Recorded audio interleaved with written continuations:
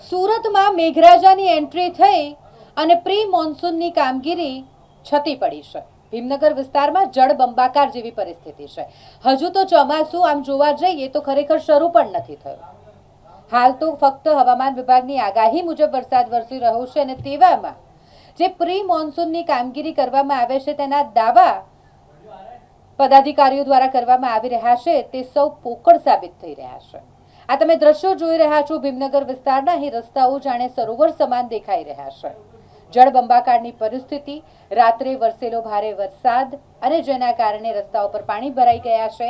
અહીં ડ્રેનેજમાંથી પાણીના નિકાલની અને વરસાદી પાણીના નિકાલને લઈને સૌથી મોટા સવાલો ઊભા થઈ રહ્યા છે, કારણ કે પ્રી મોન્સૂનની કામગીરીમાં સૌ પ્રથમ અને સૌથી મહત્વનું હોય છે ડ્રેનેજની સ્વચ્છતા પાણીના નિકાલ માટે, પરંતુ તે ન કરવામાં આવ્યું હોય તેવું ભાસી રહ્યું છે।